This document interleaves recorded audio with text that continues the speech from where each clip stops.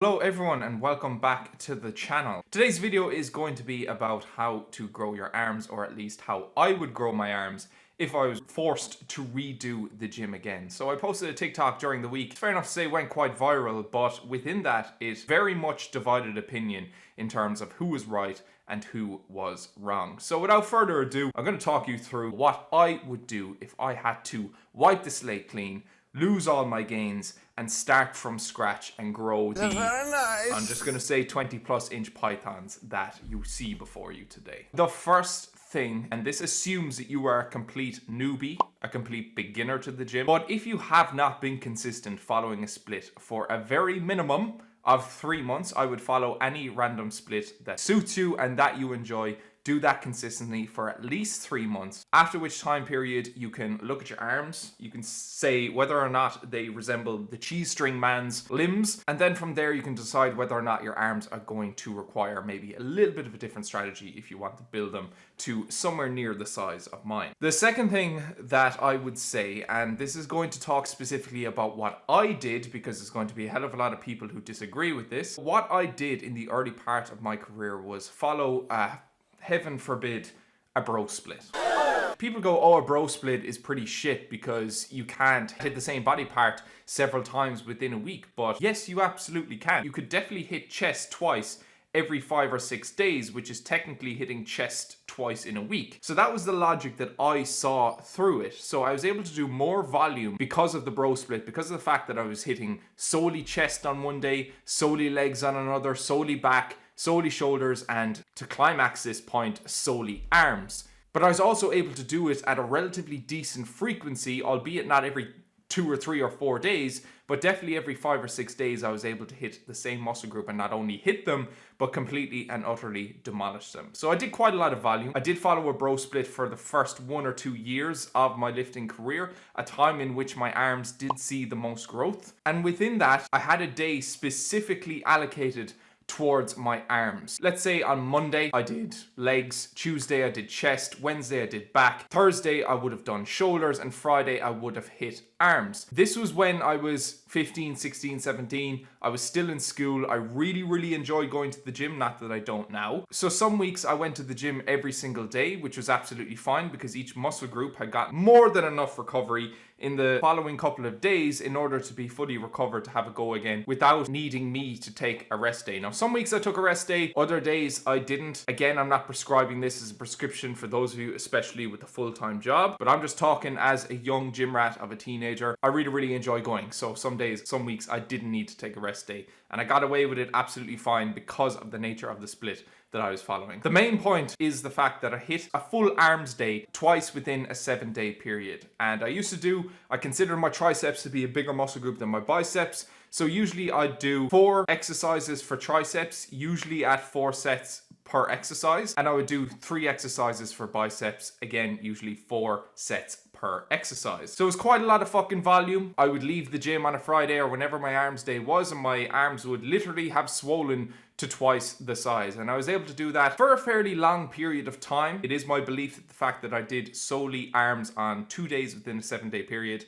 that my arms did grow to the size, or at least a large part of the explanation as to why my arms grew to the size that they have. The third point is for those of you whose arms are quite obviously lagging. If they look like Mr. Tickles from whatever that fucking series is. If your arms are lagging, like any other muscle group that potentially could be lagging, you need to prioritize it. And there's many different ways in which you can prioritize it.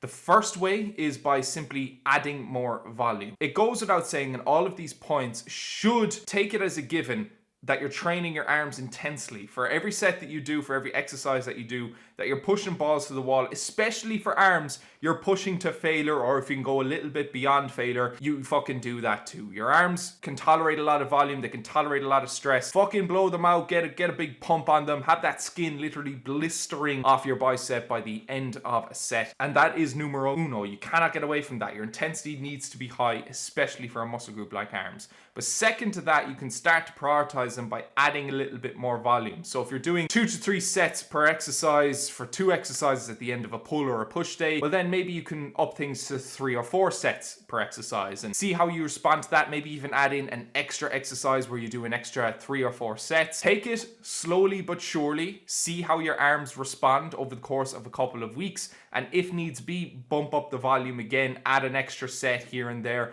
maybe even an extra exercise here and there. So that's one very, very simple and straightforward way that you could do it. For example, for someone following push-pull leg split, a more focused way of prioritizing your arms would be to start even hitting them on more obscure days. Let's say on a leg day, you might do a couple of sets of bicep curls prior to it. Maybe before a push day, do a couple of sets of bicep curls, or before a pull day, vice versa, you do a couple of sets of tricep push downs, while also doing them on your regular push or pull days as it is. You're starting to increase the frequency of which you're hitting arms, but also by placing them at the start of a leg day, or at the start of a push day, or at the start of a pull day, you're hitting them when they're fresh, which is going to ultimately allow you to perform at the highest quality that you possibly can, at the highest intensity that you possibly can, and it's going to put you in a better position in order to see some growth from those exercises that you're doing. So you could do that at the same time if you needed to, and you're happy with, let's say, your chest, your back, your legs, at least for the time being. You could trim back a little bit of volume from your chest, from your back, bring it back to maintenance volume, or even just reduce the amount of volume that you do for chest, for back, etc., by a couple of sets per session. In replace of those sets that you cut back chest and back and legs by, you could add a proportionate amount of sets to your triceps, to your biceps. It's absolutely fine if you really want to prioritize your arms to just cut back a little bit on other volume that you're doing, but still, you know, training with intensity, still doing the handful of sets that you do for those body parts at the highest quality, at the highest intensity that you can. But you're just, for at least a specific time period, telling yourself that my arms are my main priority. I want to make sure that I do what I can to grow them. When you think about when most people train their arms, when they train their biceps, it's at the end of a pull session in which they've already tapped out of the session. When they train triceps, it's at the end of a push session, again, which they're mentally already tapped out of by the time they get to their triceps. So then they train their triceps or their biceps with a poor intensity. They might even cut a couple of the sets that they're meant to do for it, and they just don't have the same concentration and focus with which they hit their back or they hit their chest prior to those exercises. You have to really be ruthless and honest with yourself. When you are training arms, are you doing so with full concentration, with full focus? Focus! And is the quality of the sets that you are already doing as high as they possibly can be? Because I have seen most people curling in the gym. I have seen most people doing extensions. The intensity is nowhere to be found. And if you look at their first repetition to their last repetition, they look identical, which shows me that they're not working anywhere near close to failure. You really just gotta have that dog in you. I got that dog in me, boy. You gotta be able to put the head down. You gotta be able to push yourself through the pain barrier. And it does get fucking sore when your biceps are approaching failure, when your triceps are approaching failure. It's not nice. It's not comfortable. But you either want big arms or you fucking don't. And if you don't, that's absolutely fine. If you do, you know what you need to do. You need to start mentally having a conversation with yourself. You know, maybe have a conversation with David Goggins going, who's gonna carry the boats? They don't know me, son. They don't know me, son. Get it?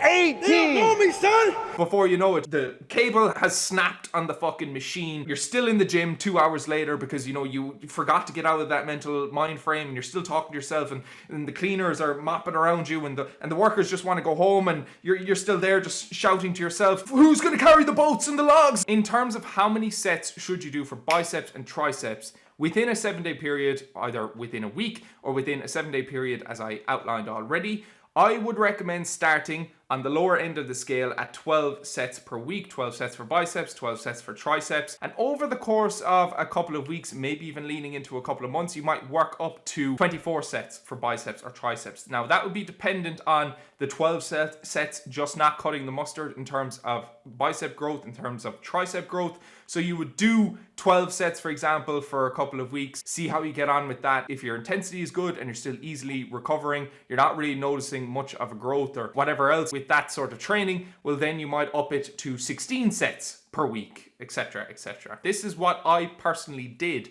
For triceps, I would work up to closer to 30 sets per week, simply because I viewed the triceps as a more resistant sort of muscle group, but it was also, I considered it to be a third bigger than the biceps. So I always usually did slightly more volume for the triceps than I did for the biceps. But really and truly, at about 24 sets for biceps or triceps, you should be kind of seeing decent growth. And if you're not, the quality of your training is absolutely and utterly wank. And finally, just gonna let you know how I assessed whether or not I was doing enough for my biceps or my triceps. The pump, people say, oh, the pump doesn't matter for fucking muscle growth. I disagree. If you get one person who gets a fantastic pump doing bicep curls and someone who gets no pump at all, the person who gets a fantastic pump over a long enough time scale, I guarantee you, is going to have bigger arms. The pump is one thing. How do your arms feel? Are they swelling? Can you feel the blood inserting itself into the muscle cells and physically pushing the boundaries of your skin, the capabilities of your skin outwards? Because if so, you're on the right track. I also, and heaven forbid, again, another cardinal sin in terms of the fucking science bros who never seem to quote the science that they're referring to, although I'm sure there's science for this. I assessed whether or not I was doing enough for my triceps and biceps based off of the level of soreness that I felt the next day or the next 2 days. I always paid close attention to how my arms felt the next day, and I didn't want them to be overly sore such that I couldn't fucking extend or contract my elbow, but I wanted a slight bit of soreness that let me know that I did a good session for my triceps, I did a good session for my biceps. So it's a little bit of like fatigue mixed with a slight bit of soreness. If it was too excessive, I knew I was doing too much. If there was no soreness whatsoever, I knew I was capable of more. That was kind of the proxy that I assessed whether or not I was doing enough for my biceps and triceps. And once I kind of consistently had that same feeling of soreness, that same sort of level of soreness, I knew I was on the right track. And that allowed me to ensure that I was always doing a little bit more for my biceps and triceps. I was always pushing the weight I was using. I was always maybe adding an extra